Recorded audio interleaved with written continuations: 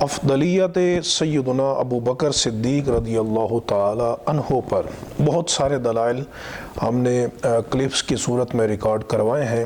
اس وقت میں ایک بڑی پیاری اور خوبصورت حدیث جو نبی کریم علیہ السلام نے خود اپنی زبان اقدس سے نہ صرف حضرت صدیق اکبر کے مقام و مرتبہ کو حضور نے بیان کیا بلکہ ان کی پوری امت پر افضلیت کو حضور نبی کریم علیہ السلام نے بیان فرمایا۔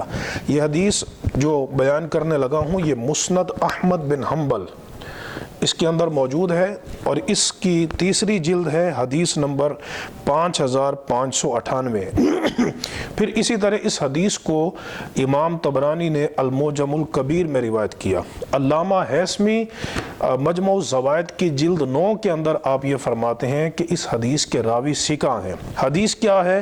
حضرت عبداللہ بن عمر رضی اللہ تعالی عنہما آپ روایت کرتے ہیں کہ خرج علینا رسول اللہ صلی اللہ تعالی علیہ وسلم ذات غدات بعد طلوع الشمس۔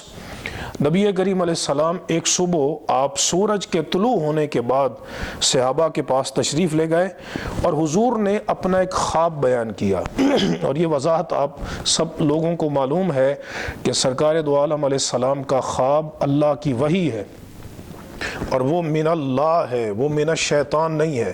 اس میں شیطان کے کوئی وساوس اور اس کی دخل اندازی نہیں ہو سکتی۔ چنانچہ حضور نبی کریم علیہ السلام ارشاد فرماتے ہیں کہ رأیت قبیل الفجر، میں نے فجر سے پہلے خواب دیکھا، کأنی اعطیت المقالید والموازین، حضور نے فرمایا کہ مجھے چابیاں عطا فرمائی گئی اور ترازو عطا کیا گیا۔ فَأَمَّا الْمَقَالِيدُ فَهَٰذِهِ الْمَفَاتِيحُ، تو فرمایا چابیوں سے مراد یہ چابیاں ہیں، اور جو ترازو ہے حضور نے فرمایا فَهَٰذِهِ الَّتِي تَزِنُونَ بِهَا، تو وہ ترازو ہے کہ جس میں تم وزن کرتے ہو۔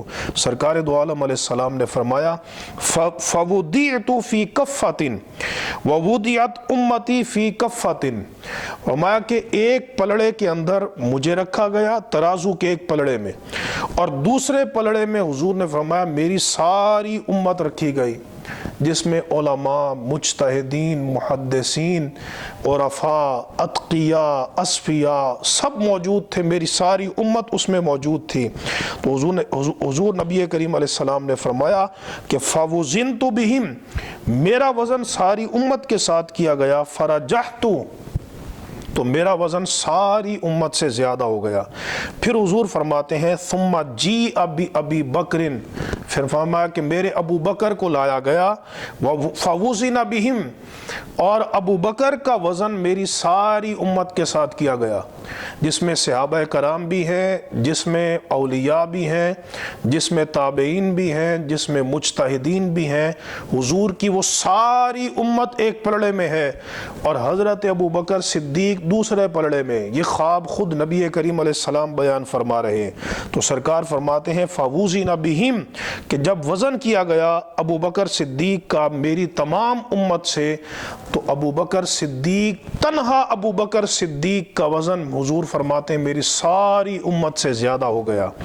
پھر فرمایا ثُمَّ جِیءَ بِعُمر، پھر عمر کو لایا گیا، عمر کا وزن میری امت سے کیا گیا، تو عمر کا وزن ساری امت سے زیادہ ہو گیا۔ پھر فرمایا عثمان کو لایا گیا، عثمان کا وزن کیا گیا، تو وہ وزن ساری امت سے زیادہ ہو گیا۔ حضور فرماتے ہیں ثُمَّ رُفِعَتْ، پھر وہ ترازو اٹھا لی گئی۔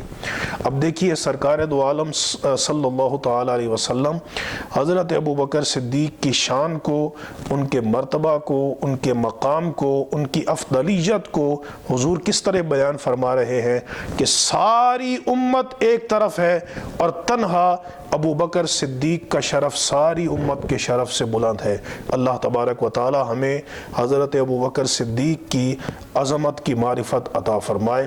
وآخر دعوانا ان الحمد للہ رب العالمین۔